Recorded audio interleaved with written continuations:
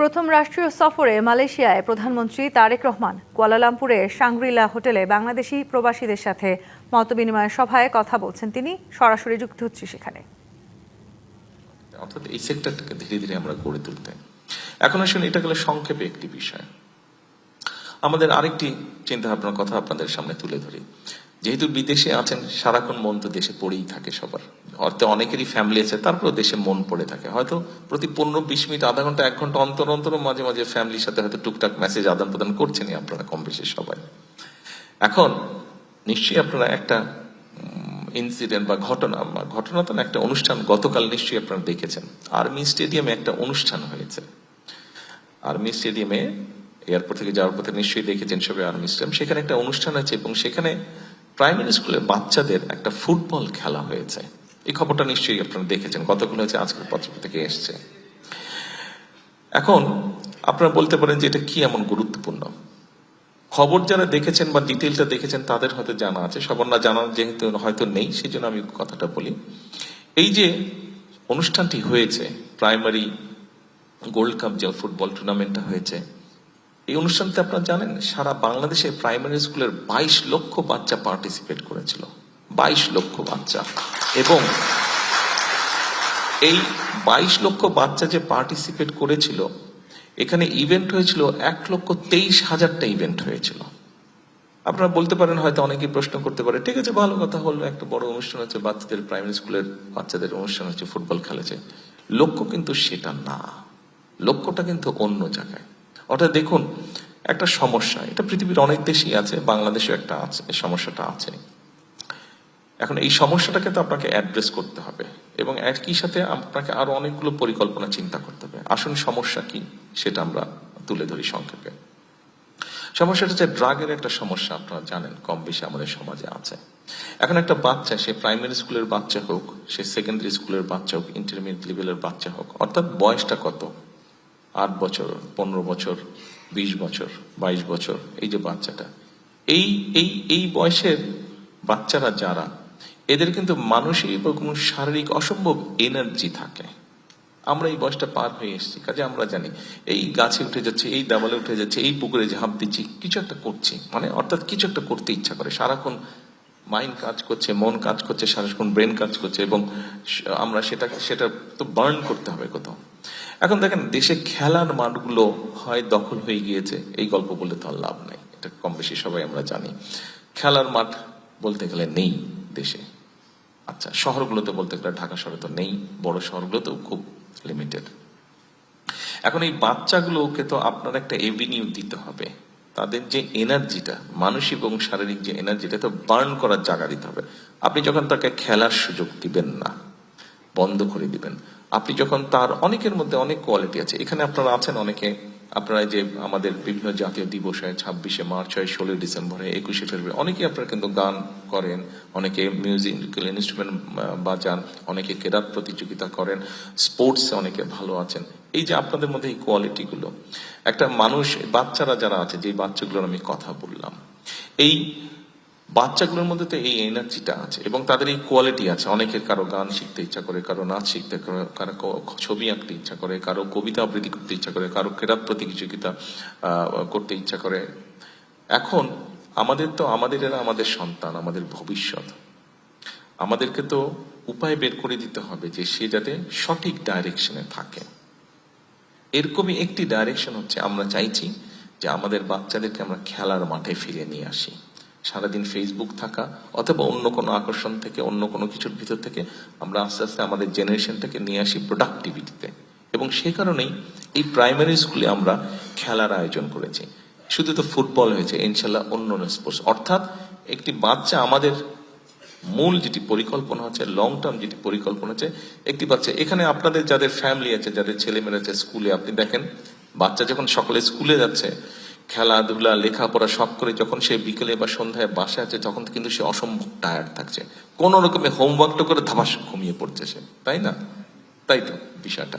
অর্থাৎ আমরা চাইছি আমাদের বাচ্চারা সকালবেলা যাবে, স্কুল করবে, খেলাধুলা করবে, অথবা অন্য যা তার যেই কোয়ালিটি থাকবে, যেই এক্সট্রা ক্যারিকুলামের কোয়ালিটি থাকবে, সেইটার সুযোগ তাকে দেওয়া হবে। অর্থাৎ একটা প্রোডাক্টিভ ভাবে তার টাইমটা, তার মেধাটা, তার শক্তিটা, সবকিছু সে একটা প্রোডাক্টিভ কিছুতে প্রয়োগ করে, সেই ফেসবুক বলেন, ইন্টারনেট বলেন বা অন্য খারাপ কিছু বলেন, সেখান থেকে ধীরে ধীরে ধীরে ধীরে এদেরকে বের করে নিয়ে আসা। অর্থাৎ আমরা আসার সময় যে সাইনবোর্ডটা দেখলাম, এডুকেশন ফার্স্ট নাকি জানি ওটা দেখলাম না, তুমি দেখালে যে হ্যাঁ এডুকেশন ফার্স্ট, এখানে আসার সময় নিশ্চয়ই আপনাদের চোখে পড়েছে, আমি দেখিনি, জুবায়তা উনি দেখেছেন, একটা সাইনবোর্ড কোনো এক জায়গায় এয়ারপোর্ট রোডে লেখা ছিল এডুকেশন ফার্স্ট, এডুকেশন ফার্স্ট, বিরাট একটা জায়গায় লেখা ছিল, উনি আমাকে বললেন এডুকেশন ফার্স্ট। অর্থাৎ আমাদের টার্গেটটা হচ্ছে এটা, আমাদের বাচ্চাদের মধ্যে, আমরা অন্য দেশের প্লেয়ারদেরকে নিয়ে গল্প করি, দেখেন রিসেন্টলি আমাদের ইয়াং ছেলে মেয়েরা বলেন, ছেলেরা বলেন, ক্রিকেট বলেন, ফুটবল বলেন, ভালো করছে, কিন্তু ইন্টারন্যাশনাল এভিনিউতে আমাদের ছেলেমেয়েরা কিন্তু ভালো করছে। দেখেন যখন আপনি পত্রিকা পড়েন যে মেয়েরা ফুটবলে চ্যাম্পিয়ন হয়েছে, ছেলেরা ক্রিকেটে ভালো করেছে, ভালো লাগে না নিজের কাছে? নিজে তো ভালো, তো এটা তো আমাদেরই সন্তান। আমাদের লক্ষ্যটা ওটাই হচ্ছে, অর্থাৎ আমরা আমাদের বাচ্চাদেরকে খেলাধুলায় নিয়ে যেতে চাইছি, যে খেলুক। আমরা স্কুল থেকে, সরকার থেকে ব্যবস্থা করবো, স্কুলগুলোতে বিভিন্ন রকম খেলার ব্যবস্থা করব। আমরা একটা প্রতিযোগিতা শুরু করেছি, আপনাদের অনেকেরই একটা নাম খুব পরিচিত আছে, নতুন করি। এটা শহীদ রাষ্ট্রপতি জিয়াউর রহমান সময় উনি তৈরি করেছিলেন। সেখানে বাচ্চাদের বিভিন্ন যে এক্সট্রা ক্যারিকুলাম ছিল, গান, কবিতা আবৃত্তি, ছবি আঁকা, এগুলা ছিল। এটার সাথে আমরা নতুন একটা অ্যাড করেছি, নতুন একটা সাবজেক্ট অ্যাড করেছি, সেটা স্পোর্টস। নতুন করিতে ওটা আছে, এটা স্পোর্টস। অর্থাৎ আমরা স্কুল লেভেলে, স্কুলের সিলেবাসের মধ্যে আমরা খেলাধুলাকে নিয়ে যাব। মোটামুটি ভাবে এই পর্যন্ত নতুন করে স্পোর্টস এর মধ্যে 8টা স্পোর্টসকে বাছাই করা হয়েছে, এবং স্কুল পর্যায়ে সিলেবাসের মধ্যে আমরা স্পোর্টস 5টা স্পোর্টস আমরা স্কুল পর্যায়ে দিব আমরা সিলেবাসের মধ্যে। এটা ইনশাল্লাহ আগামী বছর থেকে শুরু হবে না স্পোর্টস, আগামী বছর থেকে এটা শুরু হবে। যেই বিষয়টা হচ্ছে, ধরেন যেই বাচ্চাটা ফুটবল খেলবে, ওকে ওর সিলেবাসটা, স্পোর্টসের সিলেবাসটা এমন ভাবে তৈরি করার চেষ্টা করছি আমরা, যে ওর ফুটবলটা, ও যেরকম অঙ্ক, ইতিহাস, বাংলা, ইংরেজি, ভূগোল যেভাবে সাবজেক্ট হয়, খেলাটা ওর একটা সাবজেক্ট থাকবে, ওইটাতে ওকে পাশ করতে হবে। ওটাতে পাশ না করলে কিন্তু পরীক্ষা পাশ হবে না। কাজে এইভাবে করে আমরা নিয়ে আসতে চাইছি।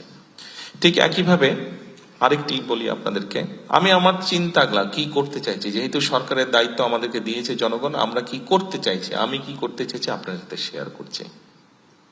এটাই আজকে আপনাদের সাথে কথা বলার সুযোগ হচ্ছে, সেই সুযোগটা আমি ভেবে নিচ্ছি, আমি আমার চিন্তাগুলো আপনাদের শেয়ার করতে চাইছি। যদি মনে করেন যে কোনোটা চিন্তা পছন্দ না, বলবেন আমাকে।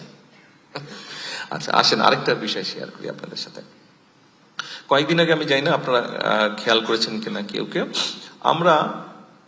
আমরা ছোট যখন ছিলাম, অনেকেরই এখানে সেই এক্সপেরিয়েন্স আছে, একটা অনুষ্ঠান হতো, অনেক কমে গিয়েছে দেখেছি অনুষ্ঠানটা, এটাকে আমরা আবার রিভাইভ করার চেষ্টা করছি অনুষ্ঠানে। সেটা সায়েন্স ফেয়ার হতো, কিন্তু সারা দেশে বিভিন্ন স্কুলে আমরা বিজ্ঞান মেলা হতো। আমরা ইনোভেশন নামে আমরা একটি অনুষ্ঠান শুরু করেছি। এই অনুষ্ঠানটি উপজেলা, জেলা পর্যায়ে হয়ে গিয়েছে, গত সপ্তাহে জেলা পর্যায়ে হয়েছে সারা বাংলাদেশের।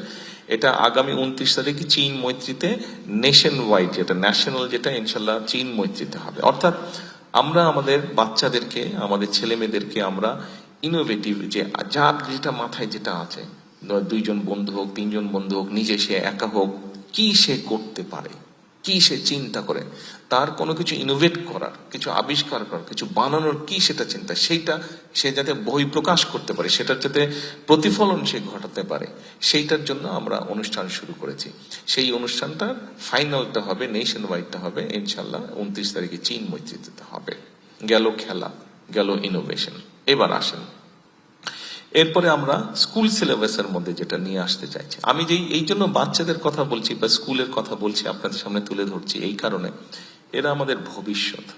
আমাদেরকে তো আমাদের ভবিষ্যৎটা ঠিক করতে হবে। আমরা যদি ভবিষ্যৎটা ঠিক না করি,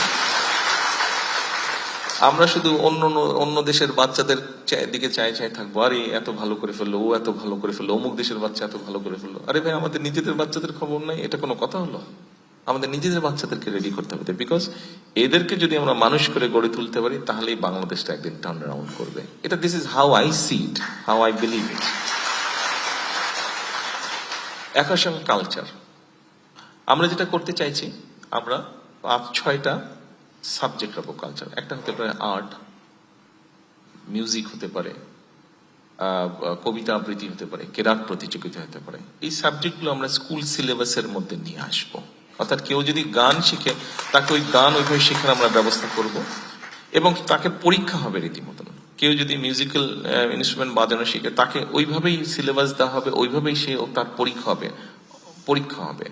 কেউ যদি কেরাত প্রতিযোগিতায় থাকে তার ওরকম ভাবেই পরীক্ষা হবে। অর্থাৎ তার ভিতরে যে কোয়ালিটিটা আছে সেটাকে আমরা বের করে আনতে, সেটাকে একদম ঝালাই করে একদম তাকে সুন্দরভাবে তৈরি করতে চাচ্ছি। অর্থাৎ এখন আপনি চিন্তা করেন, এই যে যেই কয়েকটা আমি শুধু কথা বললাম, তারপরে তো ভুলেই গেলাম আরেকটা বলতে, সেটা হচ্ছে আমরা ভাষাটাও তাদেরকে দিতে চাইছি। আমরা খুব সময় কয়টা 6টা ভাষা ঠিক করেছি, আমি 6টা ভাষা, খুব আমাদের 6টা ভাষা আমরা ঠিক করেছি। একটা হচ্ছে ইংরেজিটার উপরে আমরা জোর দিব। আমাদের বাচ্চার মানি না মানি হয়তো শহর পর্যায়ে প্রাইভেট স্কুলে যেই বাচ্চাগুলো পড়ে তাদের ইংরেজি হয়তো ভালো, কিন্তু আপনি সরকারি স্কুলগুলোতে যান, সেটি ঢাকা শহরে হোক, সেটি জেলা পর্যায়ে হোক, উপজেলা পর্যায়ে বা গ্রাম পর্যায়ে, বাদই দিলাম, সিরিয়াস অবস্থা, ডেঞ্জারাস অবস্থা। কাজেই আমরা চাচ্ছি বাচ্চাগুলোকে ইংরেজিতে আস্তে আস্তে দক্ষ করে তুলতে, এবং ইংরেজির পাশাপাশি আমরা আরেকটি ভাষা, এখন আপনারা জিজ্ঞেস করতেন কোন সে ভাষা, আমরা 6টি ভাষা, 5টা থেকে 6টা ভাষা আমরা টার্গেট করেছি। কোন 6টি ভাষা? এক হচ্ছে অ্যারাবিক, 2 হচ্ছে জাপানিজ, 3 হচ্ছে ম্যান্ডারিন। 3 হচ্ছে, আপনারা অনেকেই ম্যান্ডারিনের সাথে পরিচিত। ম্যান্ডারিনের ভাষা কিন্তু বাড়ছে ওদের, যেহেতু যারা পৃথিবীতে ব্যবসা বাণিজ্য সবকিছু বাড়ছে, ম্যান্ডারিন ভাষা বাড়ছে, প্রয়োগটা বাড়ছে, ব্যবহারটা বাড়ছে। ম্যান্ডারিন 3, 4